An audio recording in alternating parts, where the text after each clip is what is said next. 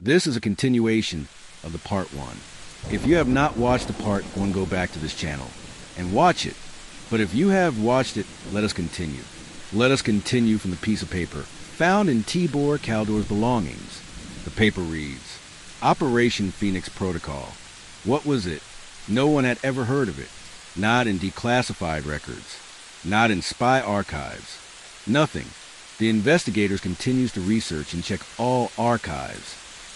This continued for a long time until a retired intelligence officer stepped forward. Colonel Harris retired.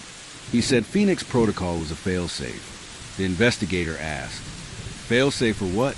Colonel Harris answered, For traitors. According to Harris, Operation Phoenix was a Cold War black project. Purpose: identify, monitor, and neutralize double agents. It operated without oversight. No paper trail. No official sanction. And worst of all, it didn't matter if you were guilty or not. If you were suspected, you vanished. Carl Webb, George Marshall, Tibor Caldor. All names flagged in a list Harris hadn't seen since 1963. The investigator asked, Who else was on it? Harris answered. One name stood out, Jessica Thompson. She was being watched too, but she had a child, a son. It was later discovered that a DNA test proved that Carl Webb was his father. The Somerton man had a son. He's alive, and he's talked to someone. His name is Robin Thompson, born in 1947, just 1 year before the body on the beach. He was a gifted dancer, toured internationally, but his life was always a mystery. Robin died in 2009, but not before telling his daughter Rachel everything. Rachel noticed that investigators were already snooping around, and Rachel, she went public. Rachel said, My father always said he wasn't supposed to be here. Investigator asked, What did he mean? Rachel replies, He said someone made a deal to keep him safe, to keep me safe. A deal? The investigator asked. A secret child, hidden for decades, shielded from something darker. Then Rachel dropped a bombshell. She had kept one item from her father, a watch, not just any watch. A vintage Omega engraved on the back.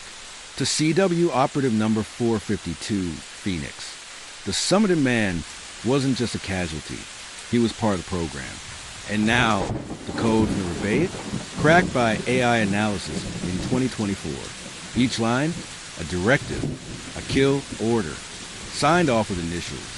The last one, terminate subject CW, confirmed leak. The order was issued. But here's the twist. It was signed, JT, Jessica Thompson. Before we continue the story, please let us know where you are watching from. This will help us get you better true crime events. Now back to the story. Fast forward to Intelligence Dossier, Top Secret, typed in red ink. One line, Subject CW, leak confirmed. Phoenix initiated. Investigator. Carl Webb wasn't spy. He was something worse. An asset, an unwitting pawn, a courier maybe, a dead drop, possibly never even told what he was carrying. That's how Phoenix worked. Plausible deniability baked into the protocol. And if the operation was compromised, erase the asset, burn the file, seal the grave. Only Carl didn't vanish quietly, because someone broke the rules. Cut 2. Jessica Thompson's service file. Decorated, promoted, cleared for above top secret. Her role? Communications liaison. Cypher Ops. Clearance for Phoenix?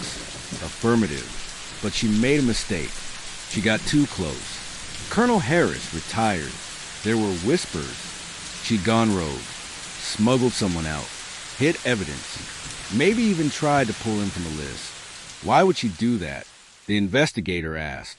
Harris answered, because she loved him, or feared him, or both. That's why the kill order had her initials, the investigator said. Not to confirm the hit, to delay it, but someone else signed off. Cut to O. A second slip of paper, long overlooked, pulled from Caldor's hotel room trash, burned at the edges, almost unreadable, but enhanced. 2 initials, bold, Final, R.M., which means Rachel Marshall. No Richard Marshall, George's brother, intelligence handler, the ghost in the system. He finished what Jessica wouldn't. The Somerton man wasn't just a casualty. He was part of the program. And the Rebate code, cracked by AI analysis in 2024. Each line a directive, operational commands, termination orders, all traced back to covert counterintelligence activities. The last line, terminate subject CW, confirmed leak. But here's the twist. The order was authenticated, encrypted, and signed off by one operative. Initials, JT, Jessica Thompson. Was she the handler or the cleaner? If she ordered the hit, why protect the child? Why hide the man's identity for decades? Unless there was someone else. Another name, another layer. Cut to a weathered photograph, recently uncovered in a military archive, taken in 1943. A group of operatives outside a decoding facility. Center frame, Carl Webb. To his left, Jessica Thompson. And behind them, his hand resting on Carl's shoulder, a man with a scar above his brow, Tibor Kaldor. 3 operatives, 1 book, 1 mission, and 1 betrayal. The final transmission. Cut to 2022.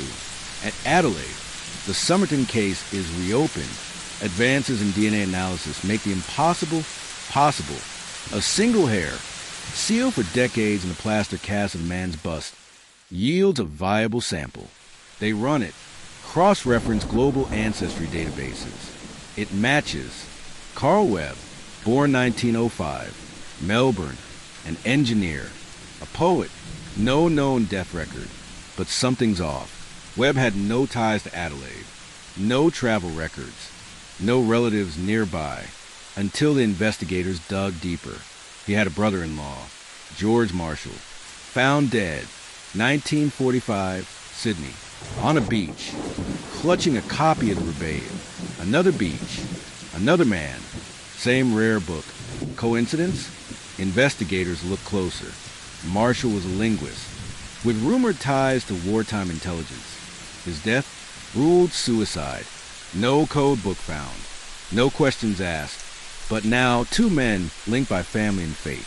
Both dead. Both holding the same book. It wasn't random. Cut to the background of that old crime scene photo. Enhanced. Stabilized. A man watching. Face just out of frame. Scar above his brow. Trench coat. Collar collapsed. Then a breakthrough. An amateur sleuth posts the image to a facial recognition forum.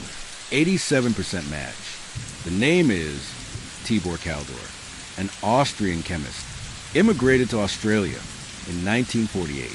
Died just 2 weeks after the Somerton man. In a hotel in Adelaide. By his side, a bottle of poison and a note. I have decided to end it. No one questioned it. Until now. Handwriting analysis confirms. Same script as the code in the Rebate. Same loops. Same slants. It wasn't suicide. It was a cleanup.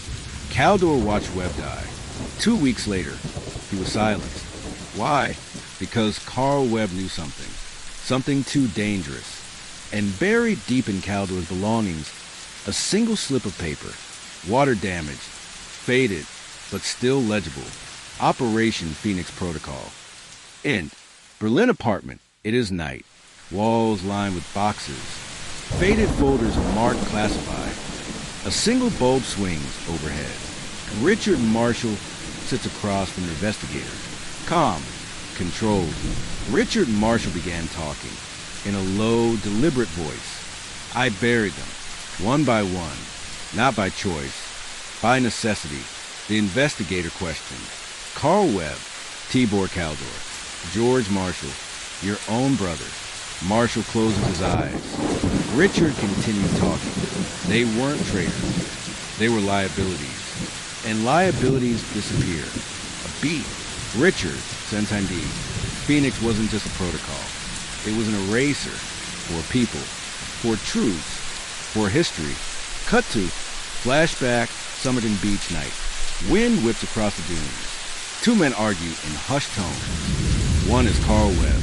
The other, Richard Marshall, decades younger. Carl hands Richard a slip of paper. Carl Webb says, "If this gets out, everything changes." Richard stares at it. Richard then responded, "You're not going to walk away from this." Back to present. The investigator asks, "What was on that paper?" Richard hesitates, then nods toward a file. The investigator opens it. A blueprint of a radio relay device. Labeled Sentinel Transmission Core Woomera. Richard then said, "It wasn't just missiles. Woomera was listening to everything. The core? It intercepted global communication. Long before the world admitted it was possible." Richard continued. "Webb figured it out. Caldor built it. George encrypted it. They knew too much. And Jessica? She warned them." Cut 2. Old letter. Found in Jessica Thompson's belongings. Scrawled in pencil. "They're coming for you. Get out. Burn the book." Jay. But he didn't run. He walked into that beach. Polished shoes. Final words sewn in his trousers. "Tamam should. It is finished." Or so he thought. Richard Marshall continued. He wasn't the last. In Berlin night, the interviewer lays down one final item. A photo. A young woman. Rachel Thompson. Carl Webb's granddaughter. The investigator told him. She wants answers. Richard responded. She deserved them. Silence. Richard continued. And she's not the only one watching anymore. Suddenly, glass shatters. A red that appears on Richard's chest. He looks down, then back at the investigator. Richard then says to the investigator, in whispering tones, "Phoenix isn't finished." A suppressed shot cracks and hits Richard's chest. He fell down dead. Darkness. The investigator looked out the window where the shot came from. He could see no one.